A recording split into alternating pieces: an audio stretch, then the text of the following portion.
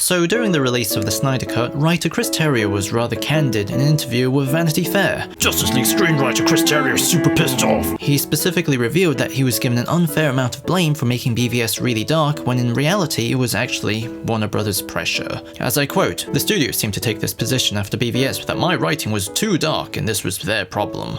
But what they didn't mention was that, for example, in the draft of the Batman/Superman script that WB had developed, Batman was not only branding criminals with a Bat brand, he also ended the movie by branding Lex Luthor. That ending was a point over which I explicitly went to them at the studio again and again. I argued that Batman cannot end the movie continuing this behavior, which amounted to torture, because then the movie was endorsing what he did. It's one thing if Batman begins the movie as a dark version of himself whom we don't recognize, but he has to see the errors of his ways and remember his better self in the course of the movie. By the end of the movie, he needs to be the Batman we know, and he has to be ready to go and create the Justice League. Otherwise, I said, what was the point? Subsequently, when the Suicide Squad movie was coming out and the Peacekeeper meme was really popular, I became irrationally irritated when I found this one. "Nobody likes a Batman who kills," Snyder fans. Unless the Batman who kills is dope as f***. Snyder haters. That's true. I understand this meme was made by someone probably as a joke, but DCEU Batman doesn't kill people because it's quote-unquote dope. He kills people because his arc is directly about how wrong it is. I failed him. Life. In Dawn of Justice, Batman has 3 introductions, all of which paint him as a douchebag. He opens the story with a monologue, questioning the nature of hope as a nostalgic delusion, a beautiful lie. There was a time above, a time before. There were perfect things, diamond absolutes. Then he's reintroduced again as a scary douchebag that brands people, dooming them to prison shanking and orphaning that guy's child. And then he's finally reintroduced as Bruce Wayne in the Batcave, where he justifies all his douchebaggery by dismissing any responsibility. We're criminals, Alfred. We've always been criminals. Nothing's changed. Yes, it has, sir. This is a Batman who starts out old and cynical to the extent that he's looped himself into becoming the very criminals and monsters he's been fighting. In his dreams, he quite literally sees a giant bat monster desecrating his parents' grave with blood and then consuming him. As Chris Terrio explained, I came into it thinking that the only way this could work is as a fever dream or as a revenge tragedy. I thought, how do we create a story in which Batman is traumatized by the war of Krypton coming to Earth, and in which he enters into this kind of madness? He becomes Captain Ahab, and he won't listen to saner voices, like Alfred for example, who are telling him to just see reason. He's a man possessed. So the film was dark by its nature. I thought this superhero movie could be about getting into our worst natures, but then coming out of that into a redemption. Therefore, Batman and BVS is supposed to be the ultimate symbolic avatar of our modern, short-sighted, angry, exploitable world. A man looking for a good reason to die against an obsession with the other. Another he's never met but can't stop projecting his personal assumptions onto. I bet your parents taught you that you mean something, that you're here for a reason. My parents taught me a different lesson. Dying in the gutter for no reason at all. While this evil is contrasted by our saddened Superman, who's just trying his best to be the best man he can be. This Bat vigilante has been consistently targeting the port and the adjacent projects and tenements, and as far as I can tell, the cops are actually helping him. Crime wave in Gotham. Other breaking news. Water. Wet. And trying to find his will to live through the woman he loves, as the world constantly judges and alienates him. As a result, their fight at the end is a spotlight for this friction, where Superman is trying to subdue Bruce to talk, Batman hunts him like a deer. He's more interested in his own indulgence than really justice. Therefore, his big character arc is founded on him finally seeing all this ugliness put on display. This is all symbolized in the infamous Martha scene. Batman has killed, he's going to kill, he's already Joe Chill, the shadowy monster who took a mother away from her son, and a son away from her mother. So in the end, when Doomsday kills Superman, Batman feels shame. Only kryptonite weapons can kill it. They might, if you had any left. But in doing so, he's also pulled out of his fear, and is ready to believe. He then closes the story with a speech about hope, that the human race can pull together eventually, and learn from their mistakes, as he did.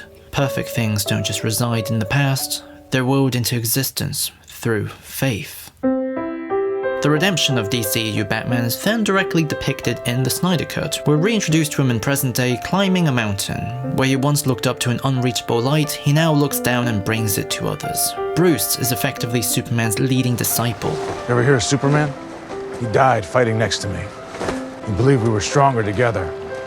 We owe it to him. Therefore, he shares his home and resources with others. He tries to father Barry and Victor. Flight is its nature. Yours too. And we know he's not being a very good leader. He lets Diana take the lead. As Chris Terrio said, I agreed to write Justice League because I wanted the chance to write these characters with love and hope after getting through the darkness of Batman v Superman. The end of my version of Batman v Superman includes Bruce seeing the errors of his ways and promising to change. It's the return of conscience after an ethical nightmare. And in Justice League, Bruce does do better. Batman is now trying to be the man he saw Superman as, the helping hand in a world lacking in trust, which is why he regularly justifies all his actions and motives through faith as opposed to fear. You'll be here, Alfred, I know it. What makes you so sure? Faith, Alfred. Faith. In almost every action sequence, there's a moment where he's concerned with saving people. You alright? Get out. Take cover back there. Help get those people out of here. I'll make sure these things follow me. Barry, are you okay? This all climaxes in a particular image that I love, which is him being brought up by Superman onto the cooling tower. And first he looks at Flash, then everyone else. His expression is like, oh wow, I belong with these people. I'm not just a miserable 45-year-old man in a rubber suit, I'm with a family of gods. That's why I brought you together. BVS and Zack Snyder's Justice League flow into each other kinda like an emotional chiaroscuro. We begin in the darkest place with an incredibly unlikable Batman who casually kills and does nothing but watch monitors with a fucked off expression. Then we go to the brightest place possible where he heals a divided world and spends all his time trying to save a life. He becomes the most likable Batman. Although there are a few issues that get in the way of the clarity of this arc, the theatrical cut of Batman v Superman straight up fundamentally doesn't understand any of this. The hero of Batman v Superman is not Batman, he's the villain, it's Superman, because at its core, it's about Clark dealing with a world that refuses to believe. And it ended up cutting out 90% of his POV. Therefore, we have an unreasonable douchebag moron for a protagonist, with all of the consequences of his actions unrepresented because we don't see Clark going to Gotham. But he was a father. He was that too. You know the mark all over, guards don't care. That's the judge. One man decides who lives.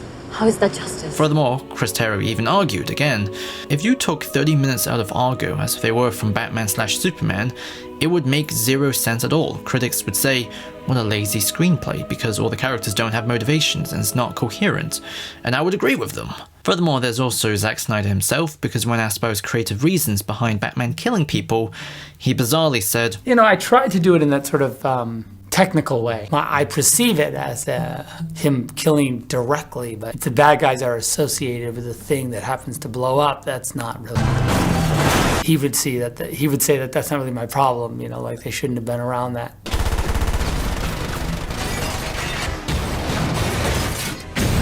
And during the release of BVS, he kept misreferencing Dark Knight Returns. In the Frank Miller comic book that I reference, you know, he kills all the time, right? These are loud and clumsy. These are the weapons of cowards. But I'm gonna have to chalk all of that up to stress and momentary insanity, because he was mid-production in a 4-hour-long movie, planning 2 more and coordinating with other directors on their visions. Additionally, even though his direction is a bit too kind of self-indulgent and cruel with the way Batman kills people, it doesn't ultimately contradict or interrupt what the script is trying to say, since the arc is still present. He doesn't kill Lex Luthor in the end, and he doesn't kill again. In the future, he may plan to kill the Joker. We have hope this will not come to be, because his past self is still fighting this future, and he expands his dream.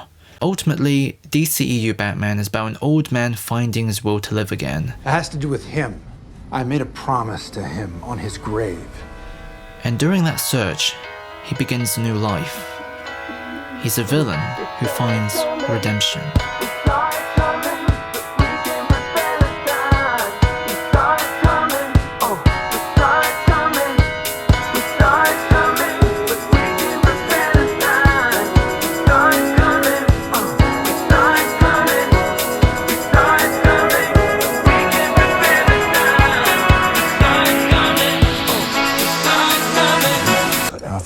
once, I'm operating strictly on faith, not on reason.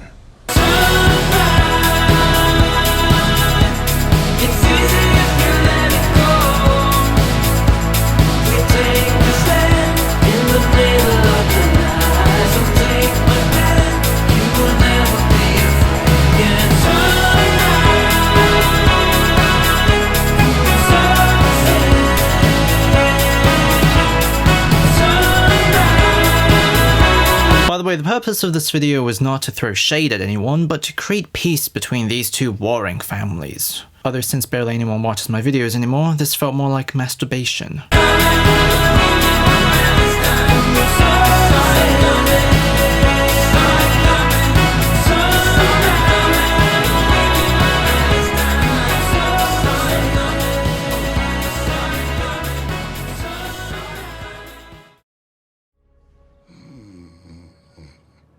Hmm.